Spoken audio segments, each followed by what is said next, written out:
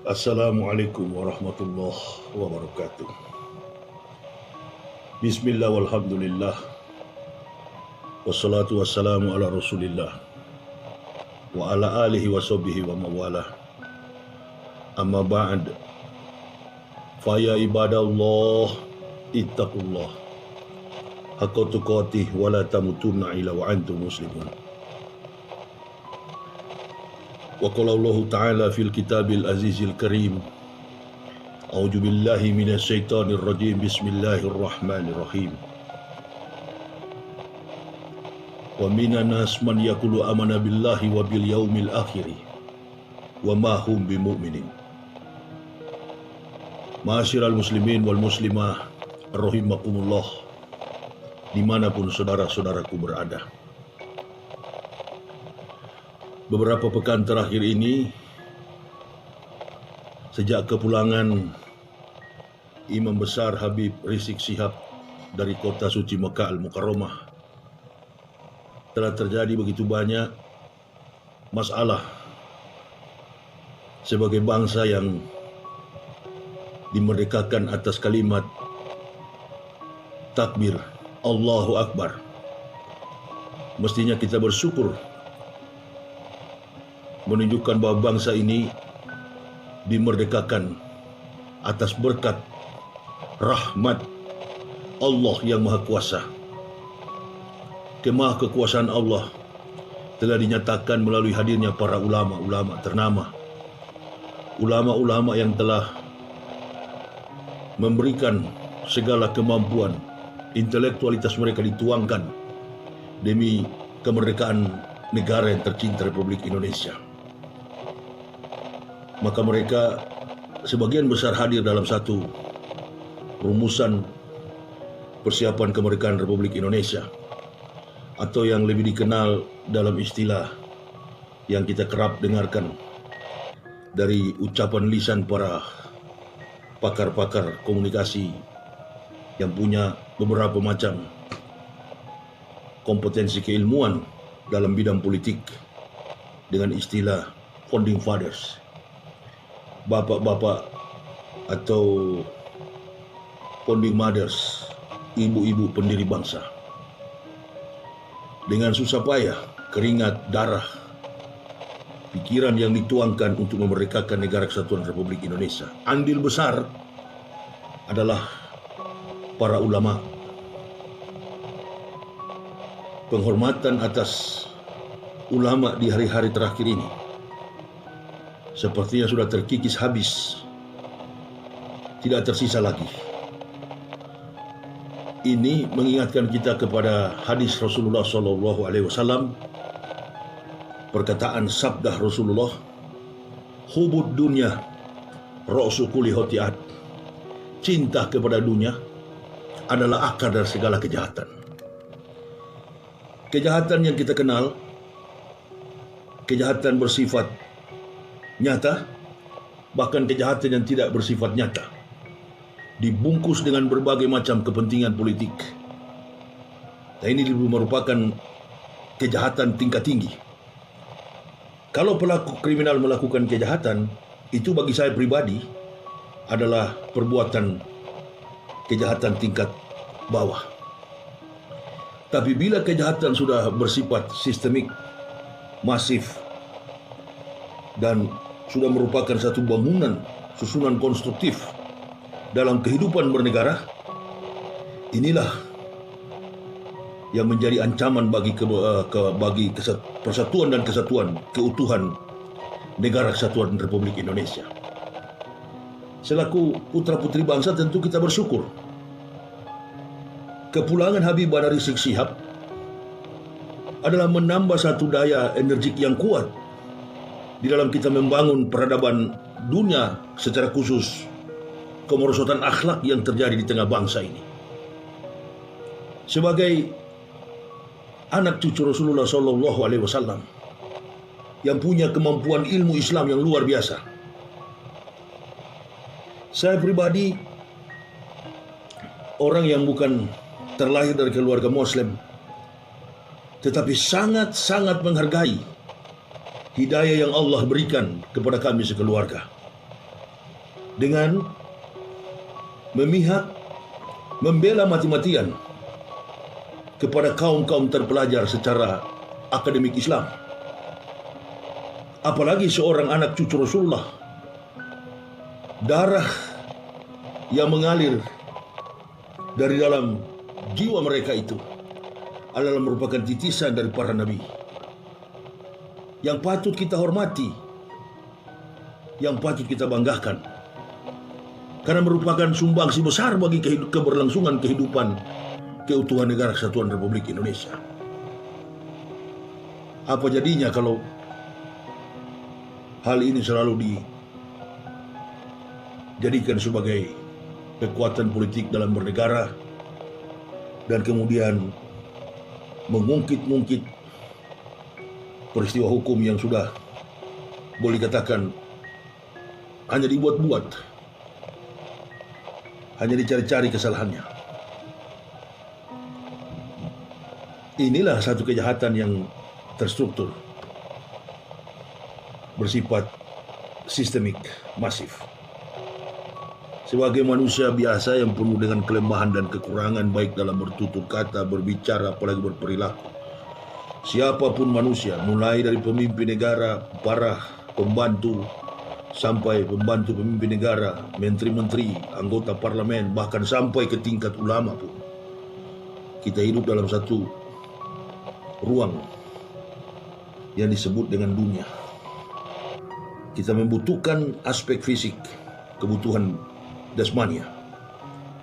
Akibat kebutuhan inilah kita banyak terperosok ke dalam berbagai macam kejahatan karena ambisi, karena sifat untuk mencintai dunia. Demi kekuasaan, demi pangkat jabatan, bahkan demi harta kekayaan yang kita ingin rebut. Cara apa saja kita lakukan demi menghancurkan sesama kita. Tidak peduli. Bahkan kita menerabas segala prinsip-prinsip dan norma-norma yang berlaku dalam etika keagamaan kita.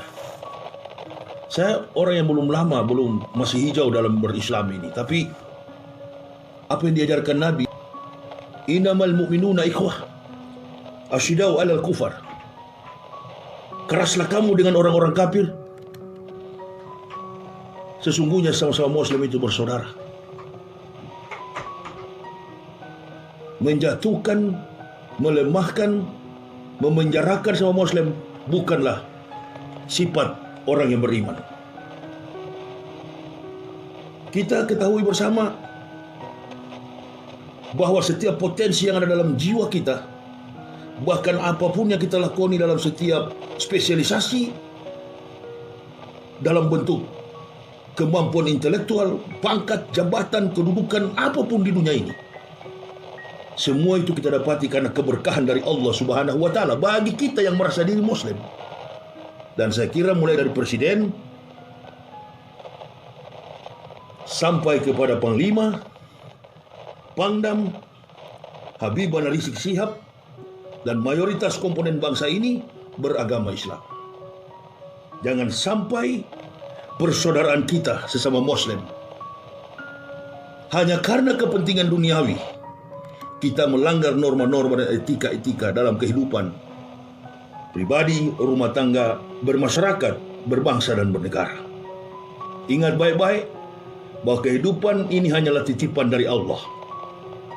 Bahasa apapun yang kita pakai, intinya kita tidak selama-lamanya memanggul pangkat, memikul beban dan tanggung jawab. Kehormatan diri kita dimuliakan di dunia. Satu waktu kita akan masuk ke dalam liang kubur. Berhati-hatilah apa yang kita buat terhadap saudara-saudara kita di dunia. Kita akan berhadapan nanti di dalam pengadilan Allah. Apalagi yang kita mencoba untuk hina, mencoba untuk jatuhkan reputasinya, bahkan mengancam, adalah ulama. Innal ulama warasatul anbiya. Ulama itu adalah pewaris daripada Nabi. menghabisi ulama sekelas Imam Besar Habib Rizik Syihab, apalagi sama saja melukai Rasulullah Sallallahu Alaihi Wasallam. Bagi saudara yang beriman, kita sadar dalam sistem politik di negara kita, mulai dari Presiden Jokowi mempunyai massa pendukung. Walaupun kita hidup dalam satu lingkaran kekuasaan yang bersifat demokrasi, tetapi setiap pemimpin itu pasti ada pendukung. Dan kalau ada pendukung, berarti ada yang tidak mendukung. Pro kontra itu selalu terjadi, merupakan hukum sebab akibat. Antum menjadi seorang pemimpin sudah merupakan sebuah hukum kausalitas. Maka antum bersedialah untuk mendapat pendukung, dan juga sebaliknya. Akan ada pihak oposisi, para oposan yang akan memantau, mengkritisi setiap kebijakan politik yang diambil. Apalagi negara kita, Kesatuan Republik Indonesia ini, segala kebijakan politik, segala kebijakan hukum dalam aspek pergaulan di masyarakat, bahkan dalam etika kepemimpinan, bernapaskan Pancasila. Ruang gerak itulah yang membatasi kita, sehingga mulai dari sifat kemanusiaan kita, etika beragama yang paling di atas, ketuhanan yang Maha Esa, yang melandasi pemikiran kita akan kesadaran hidup dan mati kita nanti. Maka kita, negara Indonesia, dikenal sebagai negara yang bertuhan. Ketuhanan yang Maha Esa merupakan satu keberuntungan yang besar bagi negara ini. Sementara di negara lain tidak bebas. Bisa saya berikan contoh Korea Utara, negara yang tertutup, yang menganut paham komunis. Tetapi kita di Indonesia dengan beragam suku, kaum, bahasa, sampai kepada agama. Maka Indonesia dikenal sebagai bangsa yang pluralistik. Untuk melihat jejak langkah pluralisme itu adalah bagaimana dalam kehidupan kebinekaan ini kita jujur di dalam mengamalkan setiap agama kita masing-masing. Mengingat besok kita akan kembali. Bagi orang mukmin, kita disuruh berkasih sayang oleh Allah satu dengan yang lainnya.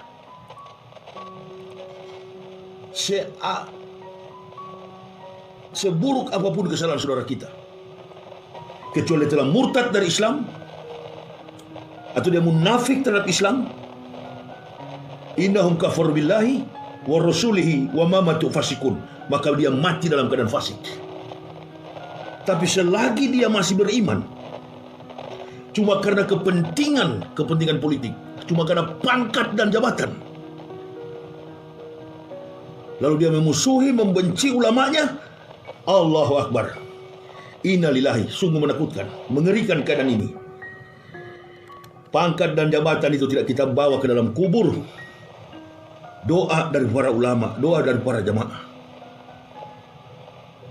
Apabila kita sudah menyakiti, sekali lagi, innal ulama warasatul anbiya. Ulama itu pewaris Nabi.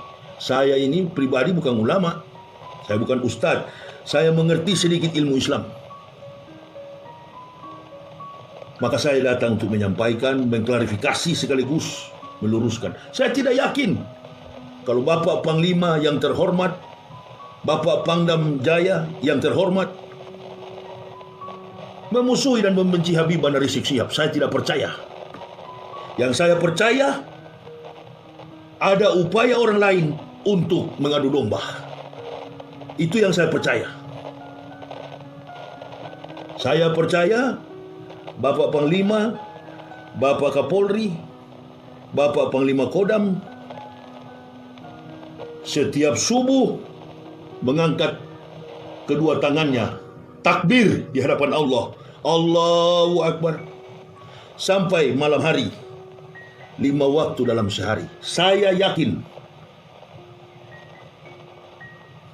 Di kesempatan ini saya hanya berpesan, para pemimpin-pemimpin kita mulai dari Bapak Presiden sampai kepada para ulama-ulama dan seluruh komponen masyarakat mayoritas ini, mari kita bersatu, saudara-saudara. Hukuman berat sekali akan kita terima kalau kita murtad dari Islam, munafik terhadap agama ini. Kita tidak diperhitungkan lagi sebagai umat Nabi. Nauzubillah summa nauzubillah, tempat kita adalah neraka jahanam. Tapi jika kita berkasih sayang, saling mengampuni, tidak saling menyakiti, bahkan memenjarakan, Allahu Akbar. Keberkahan itu tidak di akhirat, di dunia pun kita akan bersama-sama. Maka bangsa ini menjadi bangsa yang baldatun, toibatun, warokbun, gofur. Beberapa minggu ini saya perhatikan setiap tayangan televisi selalu mengungkit-ungkit itu. Ini media-media sosial, media-media televisi, informasi yang berkembang, media cetak, hanya menjadi provokator. Ada sekelompok orang yang tidak suka kita bersatu. Komponen masyarakat bangsa ini tidak ada. Dia cuma jumlahnya kecil. Siapa mereka? Mereka yang suka mengadu domba.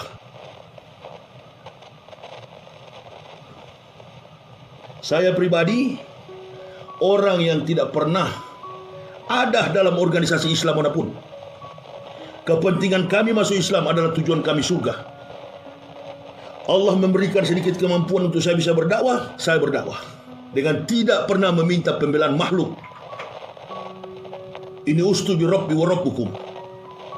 Hanya bergantung atas pertolongan Allah Subhanahu wa taala. Hadza sirati mustaqim. Itulah jalan yang lurus. Karena saya sadar bahwa kehadiran kami di dalam Islam itu atas berkat hidayah dari Allah, rahmatul hidayah. Oleh sebab itu tidak ada kepentingan lain kecuali akhirat. Dengan kondisi seperti ini, saya menyarankan kepada orang-orang yang ada di sekitar Habib Bahar Rizik Syihab, biarkan beliau istirahat untuk mengatur program dakwah selanjutnya. Saya dalam perjalanan ketika beliau tiba, saya, suami, istri, dan anak di perjalanan dari Jambi, kami menuju ke Bakauni, tidak terkejar. Dan saya sudah berpikir, kalau kami tidak bertemu pada waktu itu, berarti kehendak Allah tidak bisa dipaksakan. Mengapa? Karena situasinya ternyata begini. Belum tentu orang yang di samping kiri kanan Habib Bahar Rizik Syihab betul-betul sama sejiwa dengan beliau. Belum tentu. Sudah banyak contoh para ulama-ulama termasuk Habib Bahar yang ada di penjara, tidak ada yang membantu. Lari semua. Ada yang berkepentingan politik mendekati Habib, ada yang mencari-cari muka. Kalau Anda betul-betul mencintai Habib Bahar Rizik Syihab, ikuti cara beliau. Saya saja yang baru masuk Islam ikuti cara beliau. Tidak pernah takut dengan siapapun. Hanya takut kepada Allah dan Rasul. Allahu Akbar. Jangankan sekelas Habib Rizik Syihab, Ustaz Somad aja cuma ngomong di telepon, saya menangis tanya Abdul Somad. Hanya telepon melalui jarak jauh, saya menangis saking senangnya. Ustaz Zaitun Rasmin, kita hanya melalui telepon, saya menangis karena saya bangga dengan ulama-ulama muda, kecerdasan mereka. Apalagi Habib Rizik, orator terbaik. Rugi bangsa ini, rugi. Dan saya tidak yakin Pak Idam Aziz Kapolri, Pak Pangdam, dan Pak Panglima kita tidak suka sama Habib. Tidak, saya tidak yakin. Mereka sayang sama Habib.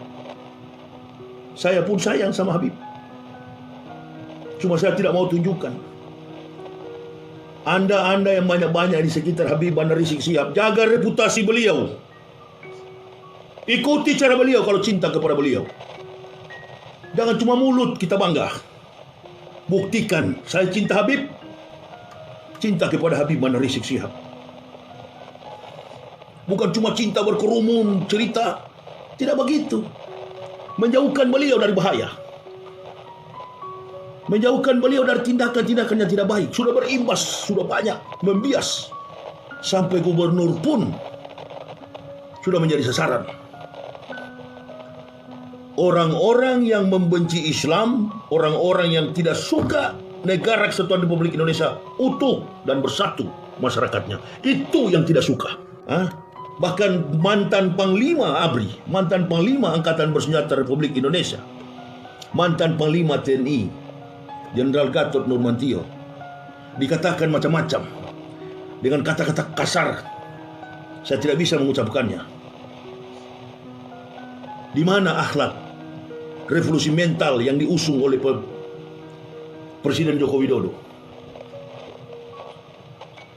Sampai hari ini saya nggak percaya mereka nanti akan pensiun. Joko Widodo ini akan ada waktunya dia turun dari kursi kepresidenan. Daripada bola ini bergulir terus dan keuntungan dimanfaatkan oleh orang-orang tidak bertanggung jawab yang maunya negara ini pecah, baik media-media sosial, media-media televisi swasta,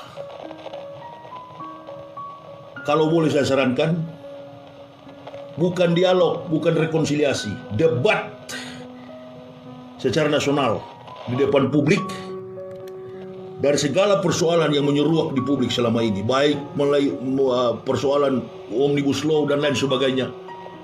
Utus dari tim Habib Rizik, oposan, Demokrat, PKS yang menolak, debat di depan publik. Hanya cara itulah salah satunya untuk membungkam mulut siasat politik para pembenci Islam dan juga orang-orang yang tidak suka negara ini bersatu, alias provokator yang suka bermain di tengah pergolakan politik yang tidak stabil dalam satu negara demokrasi. Percayalah, Bapak Panglima, Bapak Presiden, Bapak Kapolri, Bapak Pangdam beragama Islam. Mereka pasti hormat kepada Habibana Rizik Syihab. Sadarlah bapak-bapak, mudah-mudahan bapak-bapak dipanjangkan umur oleh Allah, diberi kesehatan oleh Allah, dan sampai akhir jabatan bapak-bapak mendapat rahmat dari Allah Subhanahu wa taala. Amin. Habibana Rizik Syihab adalah seorang panutan kami. Saya pribadi orang yang tidak suka berkumpul-kumpul. Saya pribadi tidak suka dengan banyak teori, banyak basar mulut. Saya mengikuti langkah beliau selama 14 tahun. Semua langkah dakwah saya adalah jejak langkah beliau. Itu bukti mencintai Habib. Tegakkan Islam ini dengan berani tanpa rasa takut. Itu yang dilakukan Habibana Rizik Syihab. Beliau adalah lambang perjuangan suci umat Islam Indonesia. Mengenai sumpah serapah, sudah orang-orang yang membenci Habibana Rizik Syihab. Orang-orang yang tidak suka, ibadahnya, cek ibadahnya. Kalau betul-betul dia seorang Muslim, periksa ibadahnya. Bila perlu suruh uji dia. Dia jadi imam di satu masjid. Kalau betul dia Islam. Ataupun kalau dia mampu, dia sekelas ulama, pasti penjilat. Atau dia sekelas aktivis, pasti dia dibayar. Pasti penjilat. Munafikun. Ini yang paling bahaya. Musuh dalam selimut. Doa saya pribadi, mudah-mudahan isu-isu yang berkembang ini segera redah. Habibana Rizik Syihab dan keluarga senantiasa dalam lindungan Allah Subhanahu wa taala. Saya sayang sekali, apalagi saya sering berkomunikasi dengan Habib Bahar sebelum dan sesudah beliau di penjara. Saya akan kumpul di jalan-jalan, saya akan kumpul banyak-banyak orang, bukan demo. Kalau Islam sudah diganggu dan terjadi peperangan, insya Allah saya akan mau kumpul-kumpul. Bukan persoalan pandemik. Justru itu sudah jadi alat politik. Justru itulah yang membuat mata kita terbuka bahwa persoalan bangsa ini ternyata lumpuhnya pada sila yang kelima, keadilan sosial bagi seluruh rakyat Indonesia. Lain ditindak, lain tidak ditindak.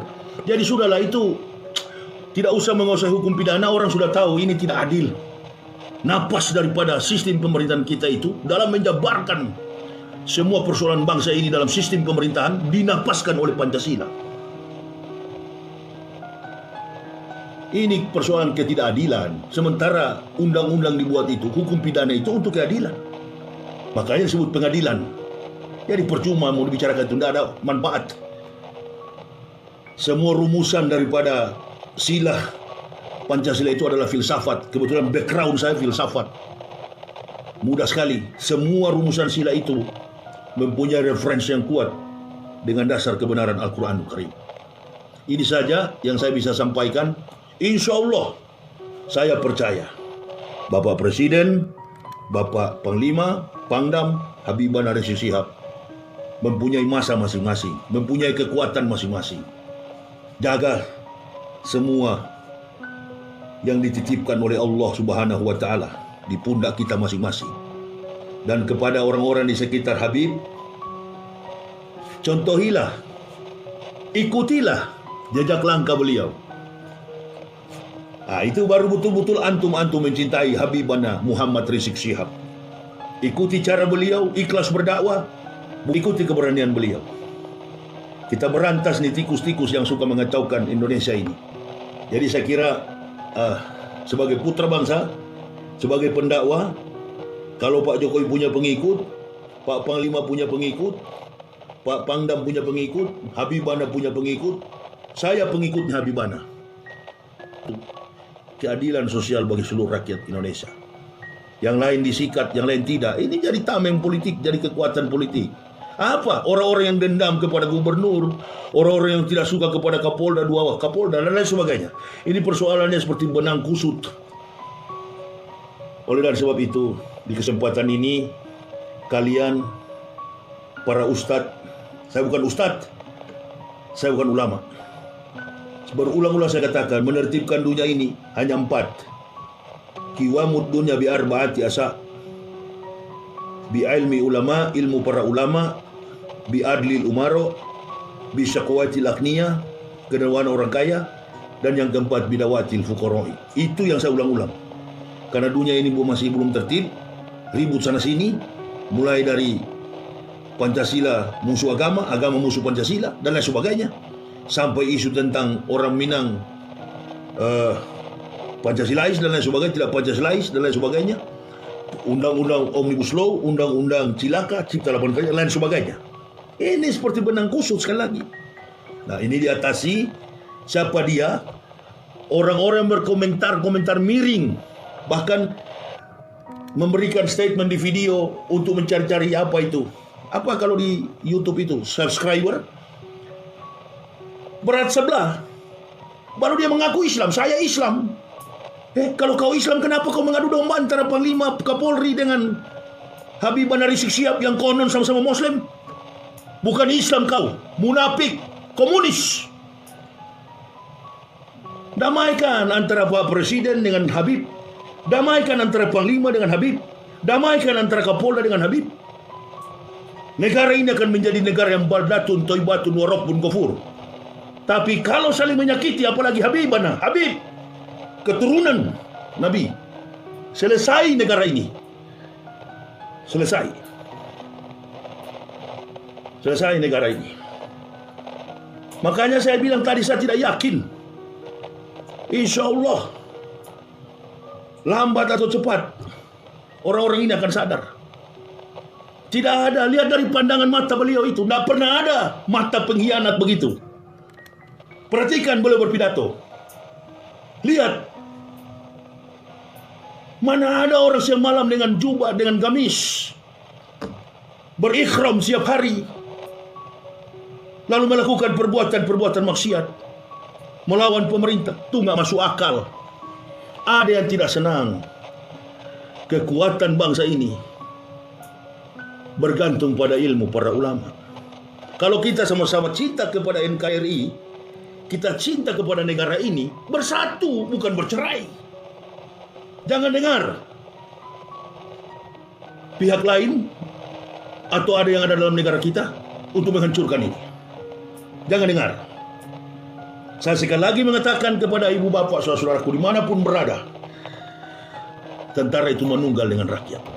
Kekuatan kita saat ini adalah bersatu, berdoa. Kami ini, saya pribadi, 14 tahun saya Muslim, berkeliling Indonesia, berdakwah. Kematian itulah yang saya cari lebih cepat. Al-mu'minuna la ya'mutuna bal yunqalun. Orang mukmin tidak pernah mati, tapi pulang kampung. Apalagi sekelas Habibana dan lain sebagainya, ustadz-ustadz yang pintar-pintar. Ini saya mau pesan. Sekali lagi, kepada pengikut pencinta Habibana Rizik Syihab, biarkan beliau beristirahat. Kita berdoa supaya petinggi-petinggi negara ini menghargai beliau. Urusan orang mau hina, orang mau fitnah, saya pun pernah merasakan yang begitu. Saya tidak peduli. Dan kepada kita yang ada di samping kiri kanan Habibana Rizik Syihab, kepada ustadz-ustadz, kalau mau keras tegas berdakwah boleh, tapi jangan melampaui batas-batas norma etika akhlak mulia sebagaimana yang dicontohkan baginda Rasulullah Muhammad sallallahu alaihi wasallam. Yang kedua, setelah bi'ilmi ulama, ilmu para ulama, bi'adlil umaro, sila yang kelima, adilnya pemerintah. Insya Allah, kalau pemerintahan dan kabinet Joko Widodo ini jujur, adil, insya Allah. Masih panjang waktunya, masih ada 4 tahun. 2020, 2021, 2022, 23, 2024. Jabatan tidak akan kekal selama-lamanya. Jabatan tidak akan kekal. Penyesalan tidak pernah di depan. Penyesalan selalu di belakang. Sebelum menyesal, ingat kita akan pensiun. Jabatan setinggi langit pun. Ya kalau sampai pensiun, kalau di tengah perjalanan kita menjabat dipanggil ke rahmatullah, pertanggungjawabkan itu. Atau kita terbang ke satu negara dan pesawatnya pecah di udara, hati-hati. Berarti kita bukan husnul khotimah. Karena kita sudah menyakiti sama Muslim.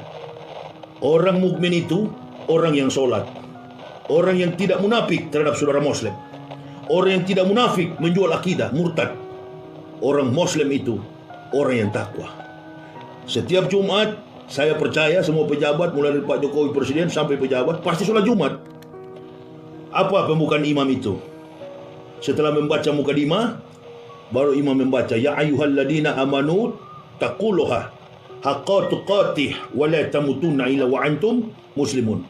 Wahai orang-orang beriman, bertakwalah dengan sebenar-benar takwa dan janganlah mati kecuali dalam keadaan Islam. Ini yang bisa saya sampaikan. Mudah-mudahan memberi berkah bagi perubahan yang besar atas bangsa ini. Kesadaran jiwa kita menunjukkan kita adalah orang-orang yang bertakwa. Dan ini adalah perintah dalam Islam. Jika saudaramu sedang berselisih, hendaklah kau menjadi pemersatu, bukan menjadi pemecah. Mengkomentari, memina-hina Habibana, di sana juga menghina-hina Panglima. Berhenti yang begitu. Berhenti, tidak akan bersatu kita. Mari kita rapatkan barisan. Dan satu masalah yang perlu kita ingat, ketika Kaisar Konstantinopel masuk campur urusan Kristen pada waktu itu, antara Trinitarian dengan monotheism, Kristen Trinitas, terjadi di Nicea, Konsili Nicea. Karena Kaisar Konstantinopel masuk campur urusan agama, berdarah-darah antara Kristen. Nah ini sejarah. Dalam sejarah Islam mungkin banyak ustadz-ustadz yang lebih tahu. Saya tidak usah terlalu masuk ke situ. Intinya, jaga persatuan negara kesatuan Republik Indonesia. Persoalan teologis tentang urusan kafir, urusan musyrik, urusan segala macam bidah, itu urusan internal agama. Tapi yang paling bahaya ini adalah urusan sekelompok kecil makhluk yang berdiam di dalam negara kita ini, yang tidak suka antara ulama, antara para pejabat bersatu. Inilah keberkahan bagi kita, negara yang kaya raya, negara yang diberkahi Allah sampai 7 turunan tidak akan pernah menyamai harta yang ada di negara yang terkandung di Negara Kesatuan Republik Indonesia. Negara satu-satunya terkaya di dunia, bukan Amerika, Indonesia. Keberkahan inilah yang membuat kita semua sadar bahwasannya apa yang kita lakukan mengandung kebaikan. Pasti orang-orang yang tidak baik akan mencelakai kita. Pak Presiden orang terbaik, Pak Panglima orang baik, Pak Pangdam orang baik, Pak Kapolri orang baik, Pak Kapolda orang baik. Kalau tidak baik tidak mungkin menjadi pejabat. Yang tidak baik itu bajingan-bajingan yang ada yang berkepentingan secara ekonomi dan suka membenci ulama. Siapa mereka? Tentu bukan orang beragama, orang yang tidak beragama, komunis PKI. Itu yang perlu kita waspadai bersama, bahaya laten PKI. Mereka bisa ngaku Islam, mereka bisa ngaku Kristen, mereka bisa ngaku agama apa saja. Tapi dari cara berperilaku mereka sudah ketahuan. Nah, ini kita waspada. Singkirkan dia, baru kita bersatu. Habis dia. Saya tidak yakin. Saya meyakini apa yang terucap dari Pak Pangdam, pasti Pak Pangdam menyesali. Secara pribadi, pasti Pak Pangdam menyesali. Karena biar bagaimanapun ulama Pak Pangdam itu, ulama Pak Hadi, Pak Panglima, ulama Pak Jokowi. Buka mata kita. Hubud dunia, roksukuli hotiat. Cinta kepada dunia adalah akar segala dosa.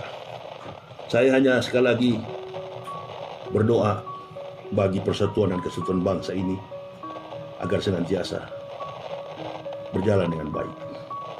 Roda pemerintahan dengan isu pandemik, ekonomi yang merosot, dengan kebaikan ini akan memberikan pengertian kepada kita semua. Karena nilai ketakwaan seorang yang beriman itu adalah kesadaran yang tinggi kepada Allah Subhanahu wa Ta'ala. Barakallahu fikum. Mudah-mudahan yang saya sampaikan ini bermanfaat bagi kita semua. Assalamualaikum warahmatullahi wabarakatuh.